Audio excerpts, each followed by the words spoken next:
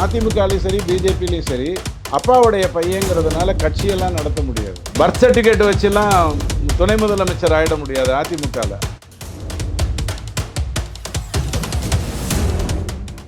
திமுக தன் வாழ்க்கையில கூட்டணி இல்லாம என்னைக்காவது தேர்தலில் சந்திச்சிருக்கா? இல்ல. இனி வருங்காலத்திலேயாவது சந்திப்பதற்கு வாய்ப்பு இருக்குன்னு உங்களுக்கு நம்பிக்கை இருக்கா? சத்தியமா இல்லை.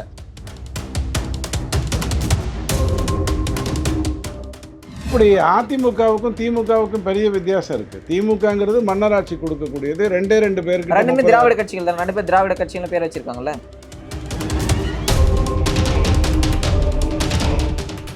உங்களுக்கு எல்லாமே ஒன்றா இருக்கலாம், ஏன்னா எல்லாமே கூட்டு சதி தான். அதனால் திமுகவுக்கும் திகாவுக்கும் கந்தசஷ்டி கவசத்துக்கும் சம்மந்தம் இல்லாமல் இருக்கலாம்.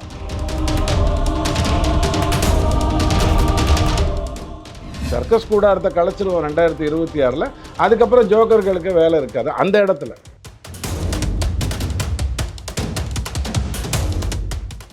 ஆனால் பாஜக வந்து கள்ளுச்செடி தான். கல்லை கொண்டு வாங்க, சாராயத்தை கொடுத்து சாவடிக்காதீங்க, உங்கள் அமைச்சர்களே தயாரிக்கிறாங்கங்கிறதுக்காக அதை கொடுக்காதீங்க.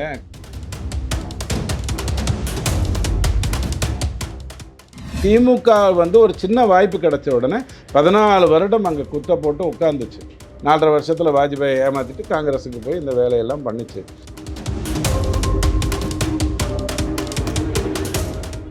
காங்கிரஸ் பிஜேபி எதிர்த்து தான் ஆகணும், வேறு வழியே கிடையாது. அதுக்காக கபாலி இங்கே வாடின உடனே சொல்லுங்க எஜமா அப்படின்னு போய் காங்கிரஸ் இப்படி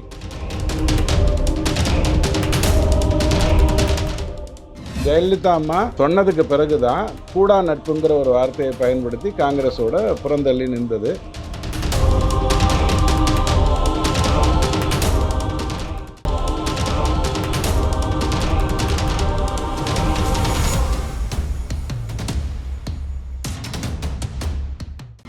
எல்லோ பெஞ்ச் நேயர்களுக்கு வணக்கம். இன்னைக்கு நம்ம கூட துக்ளக் வாசகர் டிடிஎஸ் ரவி சார் இருக்காரு. அவர்கிட்ட கேட்க நிறைய கொஸ்டின்ஸ் இருக்கு, வாங்க கேட்போம். வணக்கம் சார். வணக்கம். எப்படி இருக்கீங்க சார்? ரொம்ப மகிழ்ச்சியாக இருக்கேன். முருகன் இருக்காரு, நல்லது செய்வார். சரி, இப்போ அதுதான் பேசப்பட பொருளாக இருக்குது. இப்போ வந்து அதிமுக திமுக கூட்டணி இருக்காங்க, ரெண்டு சைடு இருக்காங்க. அப்படின்னா அதிமுக கூட்டணியில் வந்து இப்போ பாஜக வந்து சேர்ந்துருக்காங்க அப்படின்ற ஒரு பேசப்பட பொருளாக இருக்குல்ல. இப்போ வந்து முருகன் மாநாடு நடத்துகிறாங்க, அவங்க வந்து அதிமுகவையும் வந்து நீங்கள் வந்து இந்துத்துவ கட்சியாக மாற்றுறீங்க அப்படின்னு ஒரு விமர்சனம் இருக்குது.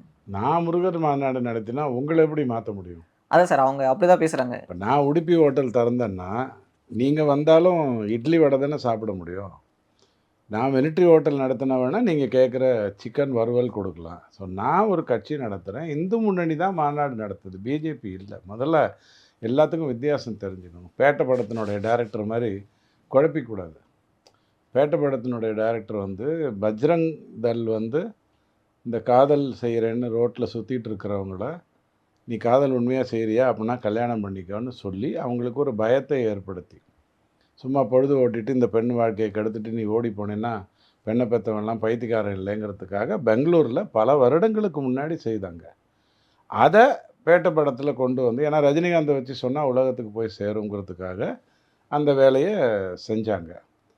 இந்து முன்னணி வேறு, பஜ்ரங் தள் வேறு, பிஜேபி வேறு அமைப்பு ரீதியாக. உங்களுக்கு எல்லாமே ஒன்றா இருக்கலாம், ஏன்னா எல்லாமே கூட்டு சதி தான். அதனால் திமுகவுக்கும் திகாவுக்கும் கந்தசஷ்டி கவசத்துக்கும் சம்மந்தம் இல்லாமல் இருக்கலாம். கந்தசஷ்டி கவசத்தை விமர்சித்தவனையே பதவி கொடுத்துருக்கிற நீங்கள் முருகர் மாநாடு திடீர்னு நடத்துனீங்கன்னா அது வந்து உலக அளவில் முருகர் மாநாடாக ஏற்றுக்கொள்ளப்படும்னு சேகர் பாபு ஐயா நினச்சாருன்னா, துர்காம்மா வேணால் அதை நல்லபடியாக நீங்கள் நடத்துனீங்கன்னு உங்களை வாழ்த்துவாங்க. ஏன்னா அவங்களுக்கு நல்ல நோக்கங்கள் இருக்குது. மற்றவங்க அதை அப்படி பார்க்கவே இல்லை. ஆனால் இங்கே வந்து இது முதல் முறை இல்லை. ஏற்கனவே அமைச்சர் முருகன் வந்து வேல் இது நடத்தியிருக்காரு. ஸோ முருகரை உடனே திருமாவளவன் மாதிரி என்ன ஒரு ஊர்லேயும் ஒரு கடவுளை வச்சு ஏமாத்துறீங்களா அப்படின்னு கேட்கக்கூடாது. உங்களுக்கு கும்மிடி பூண்டி தாண்ட முடியாது, திருமாவளவன் தாண்டிடுவார், திமுகவோட தான் தாண்ட முடியாது. அதனால் நீங்கள் குண்டு சட்டியில் குதிரை ஓட்டிகிட்ருக்கலாம். பட் நம்ம இந்தியா பூரா இருக்கோம், ஒரு இடத்துலையும் ஒரு குலதெய்வம் இருக்குது, ஒரு குலங்களுக்கும் ஒரு தெய்வம் இருக்குது, குலதெய்வம்னு இருக்குது. அப்போ அதைத்தான் இந்த இடத்துல போற்ற முடியும். நீங்கள் வாட்டிக்கனில் போய் கத்தோலிக்கை தான் பேச முடியும், அங்கே போய் பெந்தகோஸ்தே எண்ண முடியாது. அந்த மாதிரி ஒரு நாட்டுக்கு ஒரு பெருமை இருக்குது. நம்ம நாட்டில் ஒரு மாநிலத்துக்கு ஒரு பெருமை இருக்குது. அதனால் ஒரு யூனிவர்சிட்டி இந்துத்துவாங்கிறது வந்து ஹிந்துயிசம்ங்கிறது ஒரு யூனிவர்சிட்டி. அங்கே எல்லா சப்ஜெக்டும் இருக்கும். கெமிஸ்ட்ரி இருக்கும், பாட்டனி இருக்கும், பயாலஜி இருக்கும். அதனால் பல இடங்கள்ல அங்கே காளி மாதாவை கொண்டாடுவாங்க, இங்கே கிருஷ்ணரை கொண்டாடுவாங்க, இங்கே முருகரை கொண்டாடுவாங்க. ஸோ இது அரசியல் அல்ல. ஸோ புரிதல் இல்லாமல் பேசுகிறதுக்கு எல்லாரும் யார் ஆசா மாதிரி ரெடி ஆகிடக்கூடாது. அதான் சார் இப்போ வந்து அதிமுக கூட்டணியில் முக்கியமான கட்சி வந்து அதிமுக. அதிமுக வந்து இப்போ கூட்டணி தலைமைங்கிறாங்க. அப்படின்னும்போது பாஜகவும் உள்ளே வந்திருக்காங்க. அப்படின்னும்போது அதிமுக கூட்டணியில் வந்து ஒரு முக்கியமாக பேசப்படும் பொருளாக இருக்கிறது முருகன் மாநாடு இப்போ பேசுகிறோம்னு வச்சுக்கலாம். இப்போ வந்து இப்போ வந்து சிக்கந்தர் மலை அப்படின்ற ஒரு விஷயம் வருதுன்னா, அதில் அதிமுக ஸ்டாண்ட் வந்து பாஜக ஸ்டாண்டோட ஒத்து போலையே. ஒத்து போகலன்னு ஏன் சொல்கிறீங்க? பிரிட்டிஷ் காலத்திலே தீர்ப்பு வந்தது. பிரிட்டிஷ் காலத்திலேயே தீர்ப்பு வந்தது. அந்த திருப்பரங்குன்றம்ங்கிறது யார் சார்ந்ததுங்கிறது தீர்ப்பு வந்தாச்சு. இவங்க என்ன ஒத்துக்கிறது? அப்படி கிடையாது. அப்படி பார்த்தா நீட்டில் ஒத்துப்பாங்களா அதிமுக? அப்போ அதுக்காக இங்கே 1,50,000 பேர் இப்போ எழுதுறாங்களே, அடுத்த வருஷம் 1,60,000 பேர் எழுதுவாங்களே, அதிமுக போய் தடுக்குமா? நோ 30,000 பேர் போகக்கூடாது அப்படின்னு அதான் சார் தடுக்குமா? இவ்வளோ டிஃபரன்ஸ் ஆஃப் ஒப்பீனியன்லாம் இருக்கிறவங்க எப்படி நம்ம அரசியல் களத்தில் செயல்பட போகிறோம் அப்படின்ற ஒரு எந்த question இருக்குல்ல. 2 கட்சி எல்லாத்தையும் ஒத்துக்கிட்டு செயல்பட்டதுன்னு சொல்லுங்க. கம்யூனிஸ்ட்ல 2 கட்சி இருக்குங்க. இடதுசாரி கம்யூனிஸ்ட், மார்க்சிஸ்ட்னு இருக்குது. 2 பேரும் ஒத்து போகிறாங்களா? அவங்களுக்குள்ள சின்ன சின்ன அவங்களுக்கு வே ஆஃப் ஒரு விஷயத்தை போய் சேர்றதுக்கு டிஃபரன்ஸ் ஒப்பீனியன். அவங்களுக்கு வந்து அடிப்படை நாகேஷ் கொள்கையிலேயே வந்து டிஃபரன்ஸ் இருக்குன்றது. நாகேஷ் வந்து பாலச்சந்தருடைய ஒரு படத்தில் ஒரு டயலாக் சொல்லுவார். கல்லை தூக்கி கொண்டு வந்து கண்ணுக்கிட்ட வச்சிங்கன்னா பெருசாக தெரியும், தூக்கி போட்டுட்டிங்கன்னா சின்னதாயிடும். உங்களுக்கு பிஜேபின்னும் போது கண்ணுக்கிட்ட கொண்டு வந்து வைக்கிறீங்க, மற்றது எல்லாத்தையும் தூக்கி போட்டுட்டு சின்னதுங்கிறீங்க. முரண்பாடுங்கிறது முரண்பாடு தானே. இது எனக்கு ஆகாது, அது எனக்கு ஆகுங்கிறது முரண்பாடு தானே.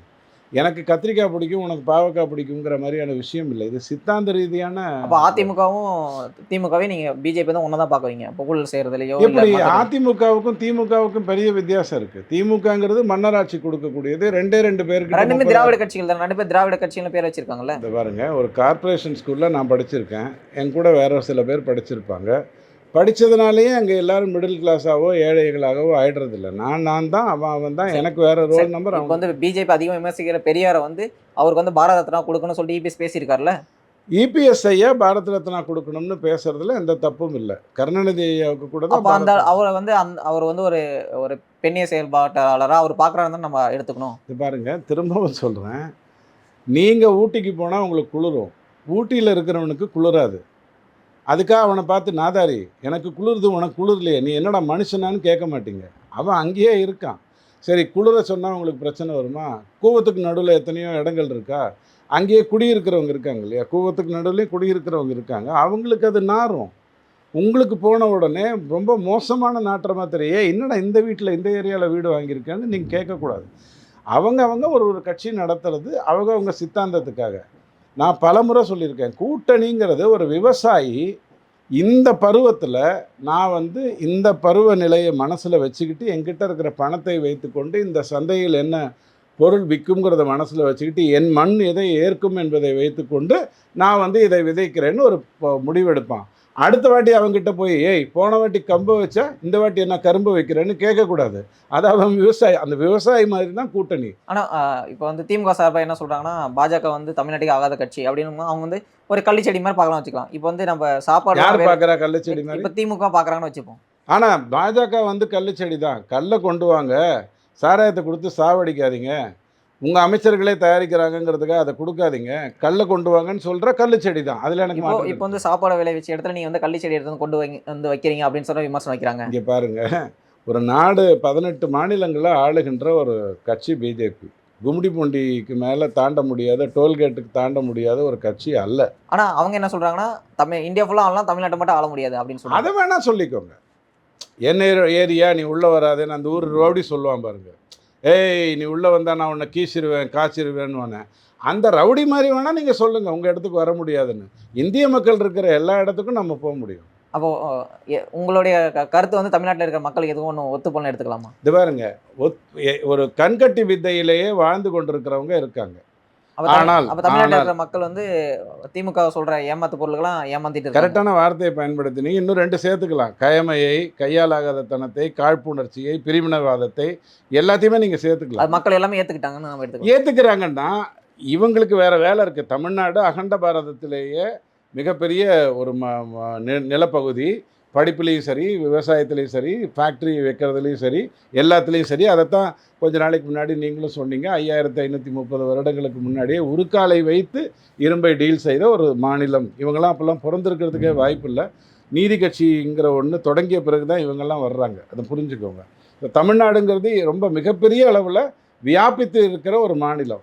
அங்கே நீங்கள் வந்து கொஞ்ச நேரம் டான்ஸ் ஆடுறீங்க, ஒரு சர்க்கஸ் வருது உங்கள் ஊரில், எல்லாரும் சர்க்கஸ்க்கு போகிறாங்கங்கிறதுனால அங்கே இருக்கிறவங்க எல்லாரும் ஏமாற்றப்படுறாங்க அல்லது களியாட்டத்துக்கு போகிறாங்கன்னு அர்த்தம் இல்லை. சர்க்கஸ் கூடாரத்தை கலைச்சிருவோம் 2026. அதுக்கப்புறம் ஜோக்கர்களுக்கு வேலை இருக்காது அந்த இடத்துல.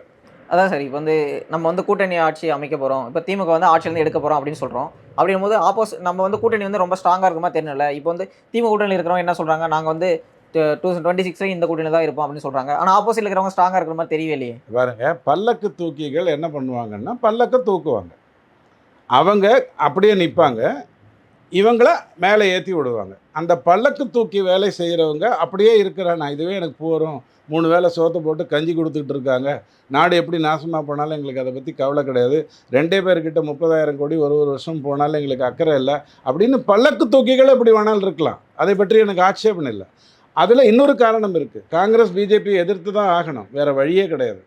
அதுக்காக ஏய் கபாலி இங்கே வான உடனே சொல்லுங்க எஜமா அப்படின்னு போய் காங்கிரஸ் இப்படி நிற்கும். அது வந்து அவங்களுடைய பிரச்சனை. அதே விமர்சனம் தான் அதிமுக பாஜக மேலே வைக்கிறாங்க. இப்போ பாஜக கூப்பிட்டு தான் அதிமுக அவங்களுக்குள்ள இப்போ ஒரு ஈடி வச்சோ இல்லை மற்ற விஷயத்தை வச்சு அவங்க 98 என்டிஏ தொடங்கிய போது முதல்ல சேர்ந்தது அதிமுக. முதல்ல வரலாறு தெரிஞ்சுக்கோங்க. அதிமுக சுப்பிரமணிய சாமி பேச்சை கேட்டு ஒரு நாசமாக போய் 99 அந்த ஆட்சியிலேருந்து வாபஸ் வாங்கினாங்க.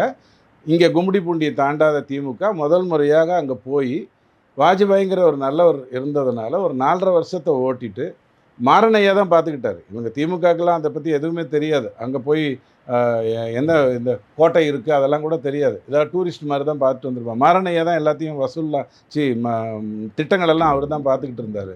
அப்போது திமுக வந்து ஒரு சின்ன வாய்ப்பு கிடைச்ச உடனே 14 வருடம் அங்கே குத்த போட்டு உட்காந்துச்சு. 4.5 வருஷத்தில் வாஜ்பாயை ஏமாற்றிட்டு காங்கிரஸுக்கு போய் இந்த வேலையெல்லாம் பண்ணிச்சு. என்டிஏங்கிறதுல முதல்ல சேர்ந்தது அதிமுக. நல்லா புரிஞ்சுக்கோங்க. கரசேவைக்கு கல் அனுப்பிய தைரியம் இருந்தது ஜெயலலிதா அம்மாவுக்கு. அவங்க தான் 2014 வந்து இங்கே வந்து நான் வந்து மறுபடியும் பிஜேபி கூட ஆட்சி வைக்க மாட்டேன் 14 சொல்லலை, 99க்கு அப்புறம் சொன்னாங்க. 2004 திரும்ப கூட்டணி வைத்தாங்க. நீங்கள் திமுக பேச்சாளர் பேசுகிறதே கேட்குறதுனால உங்களுக்கு எப்போதுமே என்ன ஆகிடும்னா 1-1-2 இல்லைனா 1-1-1 இவ்வளோ தான் கணிதத்தில் இருக்கிறவன் சொல்லுவான். 1-1-11 சொல்கிற மாதிரி பழகிட்டீங்க. அதுக்கு மேலே உங்களுக்கு விடை தெரியல. இதுதான் பிரச்சனை. இதில் 1 ரூட்டு இன்ட்டு 1 ரூட்டெல்லாம் இருக்குது கணிதத்தில். அதெல்லாம் இவங்களுக்கு தெரியறதுக்கு வாய்ப்பு இல்லை. So confuse ஆகிக்காதீங்க. ஜெயலலிதா அம்மா சொன்னதுக்கு பிறகு தான் கூடா நட்புங்கிற ஒரு வார்த்தையை பயன்படுத்தி காங்கிரஸோட புறந்தள்ளி நின்றது. இந்த வரலாறுலாம் பேசிக்கிட்டே இருந்தால் எனக்கே போர் அடிக்குது, பார்க்குறவங்களுக்கும் ரொம்ப போர் அடிச்சிடும். அவுட் ஆஃப் சிலபஸ் பழைய கேள்வி இதெல்லாம். கொஞ்சம் புதுசாக ஏதாவதுக்கு வாங்க. அதான் சார் இப்போ வந்து நம்ம கூட்டணி ஆட்சி அப்படின்னு சொல்கிறோம். அப்போ வந்து கூட்டணி ஆட்சி அமைக்கும் போது நம்ம வந்து ஆப்போசிட்டில் வந்து நாங்கள் கூட்டணி ஆட்சி நாங்கள் அதிகாரத்தில் பங்கு கொடுக்க மாட்டோம்னு அதிமுக சொல்கிறாங்கல்ல. ஆட்சிக்கும் அரசுக்கும் வித்தியாசம் தெரிஞ்சுக்கோங்க. பிஜேபி என்டிஏன்னு தான் பேசும். பிஜேபின்னு தன்னோட இடத்துல பேசிக்கும். பிஜேபிக்குன்னு ஒரு கூட்டம் நடக்குதுன்னு வச்சுக்கோங்க, அந்த இடத்துல அது பிஜேபின்னு தான் தன்னை சொல்லிக்கொள்ளும் பெருமையாக, கெத்தாக. 1982 2 எம்பி, இப்போ 3வது முறையாக ஆட்சி அமைக்கிற அந்த கெத்தோடு அது சொல்லும். ஆனால் என்டிஏங்கிறது வந்து இந்தியா பூரா இருக்கக்கூடிய கூட்டணி. ஜார்க்கண்டில் போட்டி போட்டாலும் நிதிஷ்குமார், சந்திரபாபு நாயுடு அங்கே ஓட்டு வாங்கி கொடுக்கக்கூடிய வல்லமை பெற்றவங்க. ஆந்திராவில் போட்டியிட்டாலும் நிதிஷ்குமாரோ அல்லது அங்கேருந்து வர சிராஜ் பாஸ்வானோ அவங்க எல்லாருமே ஓட்டு வாங்கி கொடுக்கக்கூடிய வல்லமை படைத்தவங்க. ஆனால் இங்கே உங்களுக்கு என்ன தெரியாது அப்படின்னு சொன்னால், பிஜேபி பண்ண ஒரு ஸ்மார்ட் மூவ் உங்களுக்கு ஞாபகம் இல்லைன்னு நினைக்கிறேன். இங்கே தெலுங்கர்களுடைய பங்கு வந்து 12% இருக்குது. அதனால தான் கடந்த 4 முறையாக இங்கேருந்து எம்பிஸ் போகும்போது பாதிக்கு பாதி அல்லது 1/3 வந்து தெலுங்கர்கள், தட் இஸ் பிறந்தது தெலுங்கராக பிறந்தது தான் எம்பியாக போயிருக்காங்க. அதெல்லாம் நீங்கள் கண்டுக்கல. யார் அனுப்பிச்சா என்னங்க, ஏதோ போய் தொலையிட்டோம், நமக்கு என்ன உதயசூரியனுக்கு ஓட்டு போடுறோம்ட்டு 20,000 ரூபாய் வாங்கிட்டு ஓட்டு போட்டிருப்பீங்க.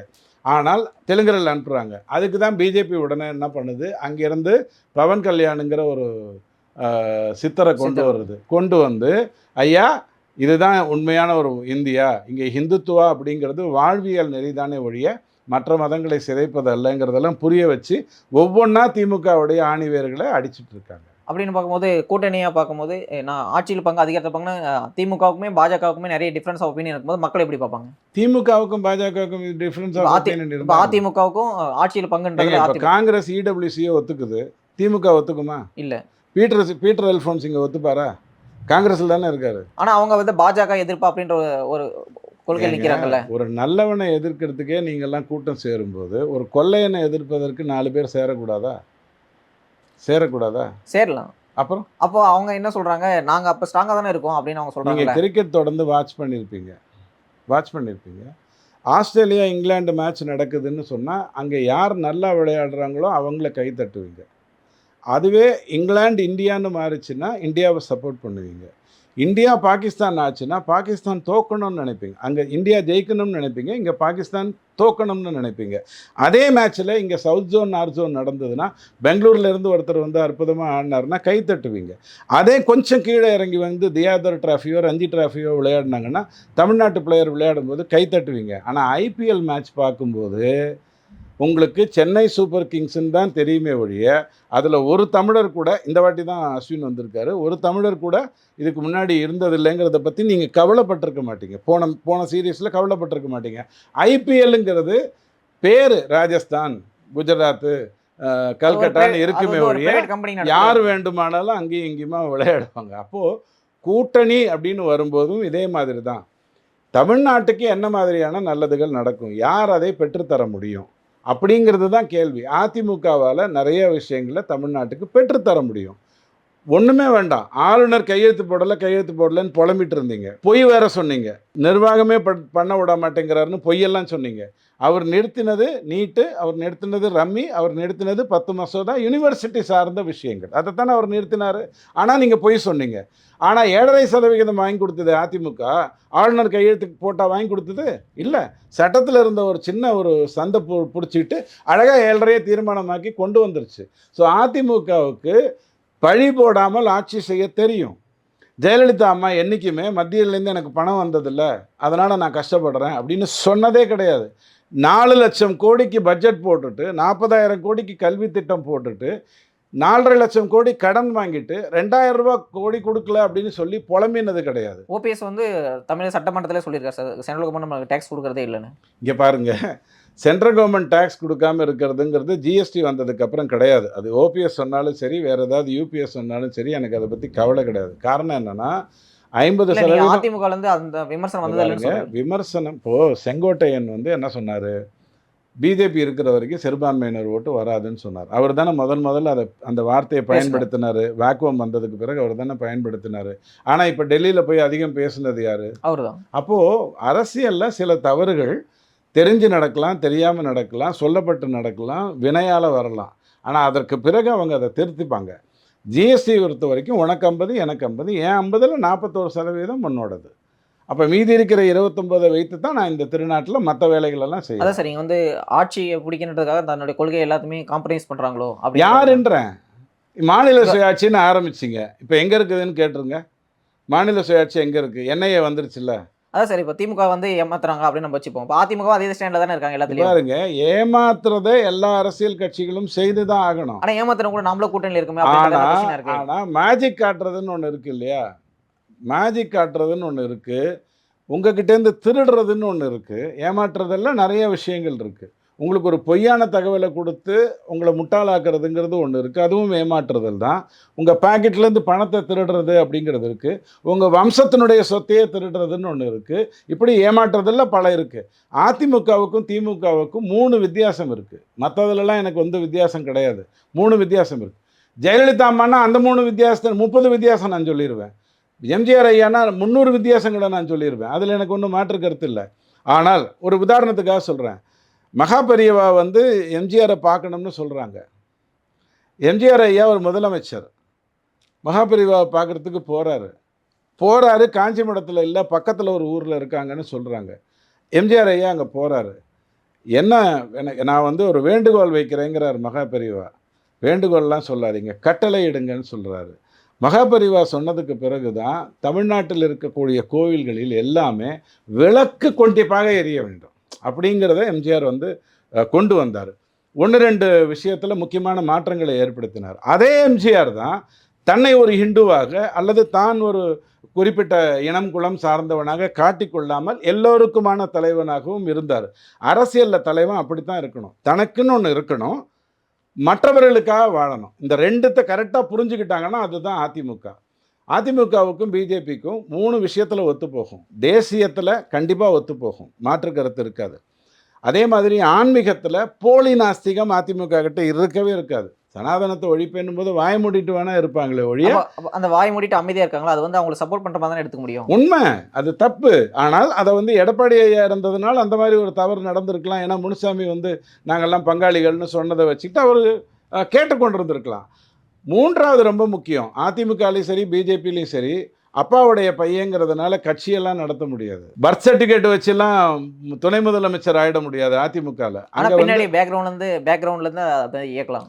பாருங்க, டிடிவி தினகரன் எப்படி வந்து இப்போ நான் இப்படி சொன்ன உடனே நீங்க பயங்கரமா ஆன்மீக ரீதியா யோசிச்சு, சார் சிவன் பையன் தானே சார் முருகன், அப்போ அதுவுமே கூட்டு குடும்பம் தானே சார் அப்படின்னு நீங்க சொல்லலாம், கேட்கலாம், தப்பே என்ன பேசுறதுன்னு எதை வேணாலும் பேசலாமே. ஆனால் பிரம்மன் வேற, விஷ்ணு வேற, சிவன் வேற, அவர்களுக்கான படைப்புக்கான காரணம் வேற, அவங்க இருப்புக்கான காரணங்கள் வேறங்கிறதெல்லாம் உங்களுக்கு தெரியும். திமுக வந்து சிவனை ஏற்காமல் முருகரை ஏற்கலாம், வாய்ப்பு இருக்கு. அந்த முட்டாள்தனத்தை கூட நீங்க ஏத்துக்கிட்டு போயிடுவீங்க. ஏன்னா உங்களுக்கு சொல்லப்படுற விதத்துல தான் எல்லாமே தப்பா தெரியுது. அதான் சார், இப்போ அதிமுக கூட்டணி எடுத்துக்கிட்டா அவங்களும் மோஸ்ட் ஆஃப் த திமுக கூட்டணியில் திமுக வைக்கிற கொள்கையில் ஒத்து தானே போகிறாங்க. 5 கட்சி கிட்ட நேரடியாக கேளுங்க, 5 கட்சி கிட்ட பதுங்கி கேளுங்க. ஐயா திமுக இருக்கணுமா வேண்டாமா, நாதாக்கா என்ன சொல்லுவார், விஜய் என்ன சொல்லுவார், அதிமுக என்ன சொல்லுவார், பிஜேபி என்ன சொல்லுவார், பாமக என்ன சொல்லுவாருங்கிறது நேரடியாக தெரிஞ்சு 4 பேர் வந்து வேணாம்னு சொல்லிடுவாங்க. பாமக தான் என்ன டவுட்டாகவே இருக்காங்க. பாருங்க, திமுக வேண்டாம்ங்கிறதுல பாமகக்கு குழப்பம் இல்லை. இல்லையே, அப்போ ராமதாஸோட பேச்சு அப்படி இல்லையே. நீங்கள் ராமதாஸ் வந்து பொறுத்திருந்து பாருங்கள், நான் தோட்டத்துலேருந்து சொல்கிறேன்னு சொல்லிட்டாரா இல்லையா, சொல்லிட்டு அதுக்கப்புறம் பார்க்கலாம் நாளைக்குங்கிறது. ஆனால் அன்புமணி சொல்கிறாருல்ல, திமுக வந்து நாங்களுக்கு எதுவுமே செய்யலை அப்படின்னு சொல்லிட்டு வெளிப்படையாக சொல்கிற மாதிரி ராமதாஸ் பேச மாட்டேங்காரு. இது பாருங்க, அன்புமணியுடைய வயது அவருடைய அனுபவம், ராமதாஸ் ஐயாவுடைய வயது அவருடைய அனுபவங்கிறது வேற. அங்கே அதுக்குள்ளேயே பூந்து யாரையெல்லாம் கொஞ்சம் அனுப்பிச்சு கூதல் வேலையெல்லாம் பண்ணி ஒரு மாநாட்டிலேயே 2 பேரும் அப்பா பையன் சண்டை போட்டுக்கிற மாதிரியான விஷயத்தெல்லாம் பண்ணக்கூடிய திறமையும் தகுதியும் திமுகவுக்கு இருக்கு. விட்டுருங்க, ஒரு 5 கட்சிகிட்ட போய் கேளுங்க, உள்ளே கூப்பிட்டு போய் தான் சொல்லுவாங்க திமுக வேண்டான்னு. கம்யூனிஸ்ட் சொல்லுவாங்க, காங்கிரஸ் சொல்லுவாங்க, விசிகே சொல்லுவாங்க, வாழ்வுரிமை கட்சி வேல்முருகன் கூட சொல்லுவாங்க. அப்பா ஐயாவை தனியாக கூப்பிட்டு போய் கேட்டிங்கன்னா ஒரு 1/2 மணி நேரத்துக்கு அப்புறம் அவரும் சொல்லுவாங்க.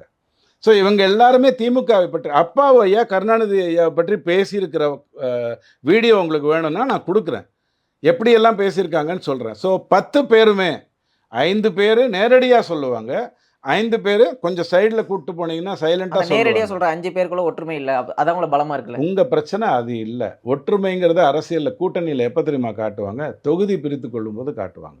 அதான் இப்போ தொகுதியில் கூட அது வரைக்கும் வெயிட் பண்ணு. இப்போ பாஜகலேருந்து தொகுதியை பற்றி பேசும்போது நம்மளுக்கு வந்து எண்ணிக்கை முக்கியம் இல்லை, எண்ணங்கள் தான் முக்கியம்னு சொல்லிட்டு ஒரு ஸ்டாண்டுக்கு வந்துட்டாங்கல்ல. காரணம் என்னென்னா 3 முறை நாங்கள் ஜெயிச்சு இந்தியாவை அடுத்த 24 வருடங்களில் 100 வருடங்கத்தில் இந்தியாவில் உலகத்தில் மிகப்பெரிய நாடாக காட்டணுங்கிற ஒரு எண்ணத்தோடு போகும்பொழுது தமிழ்நாட்டை கைப்பற்றிடணும், அந்த 30,000 கோடி எங்ககிட்ட இருக்கிற 2 பேர்கிட்ட வரணும், அண்ணாமலை ஐயாவுக்கும் நயனார் நாகேந்திரனுக்கும் அந்த 30,000 கோடி வரணும், மாப்பிள்ளைக்கும் மச்சானுக்கும் போகிறது வரணும்னு நினைக்கக்கூடிய கேவலங்கள் பிஜேபியில் கிடையாது. நல்லா புரிஞ்சுக்கோங்க. இவர்கள் எல்லாம் மாநில கட்சிகளாக செயல்படும் போது சில விஷயங்களில் உணர்வுபூர்வமாக தான் போயாகணும். பட் அதுக்கு தேர்தல் கூட்டணிக்கு சம்மந்தம் இல்லை. என்னுடைய தொகுதி, நீங்கள் எனக்கு ஒதுக்குற தொகுதியில் நான் தாமரையில் போட்டி போட போகிறேன், நீங்கள் எடுத்துக்கொண்ட தொகுதியில் நீங்கள் இரட்டை இலையில் போட்டி போட போகிறீங்க. அப்படித்தான் நீங்கள் புரிஞ்சுக்கணும். இன்னொரு உதாரணம் சொல்லட்டுமா, ஜெயலலிதா அம்மா சொல்லும் பொழுது 234 தொகுதிகளிலும் இரட்டை இலையிலே நின்றவங்க இருக்காங்க. ஆமாம், 40 தொகுதிகளிலும் இரட்டை இலையில் இருந்தவங்க இருக்காங்க. ஆனால் இப்போ போய் துரை வைகோ என்ன சொல்கிறாரு, இல்லைங்க எனக்குன்னு இருக்குங்க நான் பார்த்துக்கிறேன் சொல்கிறாரா இல்லையா. அவங்கவுங்க இப்போ விசிகா கூட ரவிக்குமார் ஐயா உங்களால் தான் வச்சுக்கோங்க, நீங்கள் உதயசூரியன்லேயே போட்டுக்கோங்க, நான் ஆனால் பானையில் நிற்கிறேன் சொல்கிறாங்களா இல்லையா. இதெல்லாம் தான் வித்தியாசம். அவங்க தனித்தன்மையை நிரூபிக்கணும் அப்படின்னு நினைக்கிறாங்க. அவன் அந்த தனித்தன்மையே இவங்க கவுத்துடுறாங்கங்கிற பயம் இங்கே வருது. அங்கே அந்த கவுக்கிற வேலையெல்லாம் அதிமுகவில் இருக்காது. அவங்க சொல்கிறதுக்கான நோக்கம் வேறு, ஜெயிக்கிறதுக்கு ரெட்டை இலையை கொண்டு வரணும்னு அவங்க சொல்கிறாங்கன்னு ஏற்றுக்கிற மனப்பான்மை அங்கே உண்டு. ஆனால் இந்த இடத்துல இருக்கும்போது ஐயுஎம்எல் தனியாக தன்னுடைய சின்னத்தில் தான் நிற்கும். 2021 அப்படி தான் நின்றுது. ஜவஹரி உள்ளா இல்லைங்க பரவாயில்லைங்க, எனக்கு எப்படியோ ஜெயிச்சா போகிறோங்க, நீங்கள் இருக்கீங்க பார்த்துக்கோங்க, உதயசூரியன்லேயே நிற்கிறேங்கன்னு சொல்லிடுவாங்க. அதாவது 2021 எலெக்ஷன்ஸில் வந்து தமிழிசை வந்து பிரச்சாரத்துக்கு போகும்போது அதிமுக கொடி பாஜக கொடி இல்லாமல் போனாங்கல்ல, அதை எப்படி எடுத்துக்கிறது? இங்கே பாருங்க, நான் வந்து ஒரு தேர்தலுக்கு போகிறேன் அப்படின்னா நான் என்னுடைய தலைவர்களை வைத்து கொண்டு போவதும் அவர்களுடைய தலைவர்களை வைத்து கொண்டு போவதும் இப்போது சோனியா காந்தி அம்மாவும் கருணாநிதி ஐயாவும் எத்தனை மீட்டிங்கில் பக்கத்துலேயே இருந்திருப்பாங்க? நிறைய மீட்டிங்ல இருந்து. நிறைய எங்கே வந்தது? எத்தனை மீட்டிங்கில் இருந்திருப்பாங்கன்னா ஒரு கை விரலை கூட நீங்கள் கூட்ட முடியாது. தனித்தனியாக தான் அவங்க தனித்தனி. ஏங்குவாங்க. ஏன்னா அவங்களுடைய கட்சி ஆளுகளை கூட்டு தான் மீட்டிங் நடத்த முடியும். எல்லாம் சேர்ந்து பண்ணுறதுக்கு என்ன கும்மி அடிச்சிட்டு இருக்கோம்? இல்ல சார், அப்படி தான் இப்போ பண்ணுவோம். ஓட் கேட்க போகும்போது இப்போ பாஜக கொடி இல்லாம அதிமுக கூட்டணி அதிமுக கொடியை மட்டும் இல்லை, பயன்படுத்துறது எப்படி நீங்கள் இருக்கு? பிறந்த வருடத்துக்கு பிறகு குறைஞ்சது ஒரு 8 தேர்தலையாவது பார்த்துருப்பீங்களா? நீங்கள் பிறந்து ஒரு 8 தேர்தலையாவது பார்த்துருப்பீங்களா? இல்ல. கூர்ந்து கவனிச்சிருப்பீங்களா இல்லையா? பார்த்துருப்போம். 98க்கு அப்புறம் அட்லீஸ்ட் உங்களுக்கு தேர்தல்னா என்னங்கிறது தெரிஞ்சிருக்கும். தெரியும். 2001லேருந்து 2024 வரைக்கும் 2001, 4, 6, 9, 11, 14, 16, 19, 21, 24 பார்த்துருப்பீங்களா இல்லையா? பார்த்தோம். எல்லா இடத்துலையும் கூட்டணி வரலையா? திமுக தன் வாழ்க்கையில் கூட்டணி இல்லாமல் என்னைக்காவது தேர்தலில் சந்திச்சிருக்கா? இல்ல. இனி வருங்காலத்திலேயாவது சந்திப்பதற்கு வாய்ப்பு இருக்குன்னு உங்களுக்கு நம்பிக்கை இருக்கா? சத்தியமா இல்லை. பல்லக்கு தூக்கிகளை வைத்து கொண்டு தான் கூட்டணியை நடத்தும். அதான் சார், திமுக கூட்டணியில் இருக்கிறவங்க கட்சிகளை வந்து பல்லக்கு தூக்கிகள் நம்ம விமர்சிக்கணும். அதே மாதிரி அதிமுக கூட்டணிக்கு வரவங்களே பல்லக்கு தூக்கிலாம் அவங்க ஏன் விமர்சிக்கிறாங்க. விமர்சிக்கலைன்னு சொன்னால், இப்போ கூட நீங்கள் பாமக உள்ளே வந்தாங்களா இல்லையான்னு சொல்லலை. பல்லக்கு தூக்கியாக இருந்தால் முதல்லே வந்து நின்றுருப்பாங்க. ஏய், எனக்கு தான் முதல்ல கொடுக்கணும், நீ பின்னாடி தான் அப்படின்னு சொல்லியிருப்பாங்களா இல்லையா? பல்லக்கு தூக்கிலேயே 6 இருக்குது. முன்னாடி இருக்கிறவர் எல்லாருக்கும் தெரிவார், பின்னாடி இருக்கிறவர் பல்லக்கு தூக்கிகள் வந்து இப்போ வந்து அவங்களுக்கு வந்து எம்பி சீட் கொடுக்காதனால தான் ஒன்றும் கன்ஃபார்ம் பண்ணாமல் இருக்காங்க. யாரு? இப்போ வந்து அன்புமணி ராமதாஸ்க்கு எம்பி சீட் இங்க கொடுக்காதனால பாருங்க, கன்ஃபார்ம் பண்ணாங்க. தேமுதிகவை பற்றி அப்படி சொல்லுங்க, பாமகவை பற்றி அப்படி சொல்லாதீங்க. அன்புமணி அந்த மாதிரி சின்னத்தனமாக யோசிக்கிறவர் கிடையாது. அவர் தொடர்ந்து சொல்கிறது, ஒரே கூட்டணியில் பயணிச்சாதான் நல்லதுங்க, நம்ம மாற்றி மாற்றி பண்ணிக்கிட்டு இருந்தால் அது நல்லது இல்லைங்கிறது தான் அவர் திரும்ப திரும்ப சொல்கிறாரு. திரும்ப திரும்ப குடும்பத்திலேருந்து ஆட்களை கொண்டு வராதீங்க அப்படிங்கிறதையும் அவர் வலியுறுத்தி சொல்கிறாரு. ஸோ அவரையும் தேமுதிகவையும் கன்ஃபியூஸ் ஆனால் பண்ணி அவங்க ஒய்ஃபை கொண்டு வரும்போது மட்டும் அவர் எதுவும் பெருசாக இங்கே பேசல. பாருங்க, அந்த தேர்தலில் ஒய்ஃபை நிற்க வைக்கணும்னு அவர் நினைக்கும் போது பின்னாடியே ஒரு காரணம் அவர் சொல்லுவார். என்ன சொல்லுவார்? நான் எல்லா இடத்துலையும் போய் பிரச்சாரம் பண்ணணும், நீ இந்த இடத்துல பிரச்சாரம் பண்ணு அப்படின்னு சொல்லுவார். உண்மையிலே என்ன நடந்தது? அவங்க ஒய்ஃப் இருந்த தொகுதி மட்டும்தான் 25,000 வாக்கு வித்தியாசத்தில் கொஞ்சம் அவங்க கம்மியான தோத்தாங்க. மற்ற இடத்துலலாம் ரொம்ப மோசமாக தோத்தாங்க. இதெல்லாம் பாமக கொஞ்சம் யோசிச்சுட்டு மேலே வரணும். ஒரு சீட்டு கேட்டால் எல்லா இடத்துலையும் பரவலாக வேலை செய்ய வைக்கணும். ஒரே இடத்துக்கு வர வச்சிங்கன்னா பெரிய தப்பாயிடும். அன்புமணி ஐயா நின்றுருந்தாருன்னா 1500 வாக்கு வித்தியாசத்தில் தோத்துறதுக்கோ அல்லது 10,000 வாக்கு வித்தியாசத்தில் ஜெயிச்சிருக்கிறதுக்கோ வாய்ப்பு இருந்திருக்கலாம். பட் அவர் வந்து நான் மற்ற இடத்துக்கு போகிறேன்னு சொல்லியிருக்காரு. இது எல்லா இடத்துலையும் நடந்திருக்கு. அதான் சார், இப்போ வந்து கூட்டணி எடுத்துக்கிட்டா நிறைய டிஃப்ரென்ஸ் ஆஃப் ஒப்பீனியன் இருந்தாலும் நம்ம வந்து உள்ளே போகணும் அப்படின்னு. இன்டிஃபரன்ஸ் இருந்தால் தான் தப்பு, டிஃப்ரென்ஸ் இருந்தால் தப்பு இல்லை. டிஃப்ரென்ஸ் இருந்தால் தான் மனுஷத்தன்மை. இன்டிஃபரன்ஸுங்கிறது அலட்சியம், அசிங்கம், அவமானம். பல்லக்கு தூக்கியாக இருக்க வைக்கிறது அசிங்கம், அவமானம். அது இன்டிஃபரன்ஸு, இது டிஃப்ரென்ஸ். உங்கள் நேரத்தை ஒதுக்கி நிறைய கருத்துக்களை தெரிந்தமைக்க ரொம்ப ரொம்ப நன்றி சார்.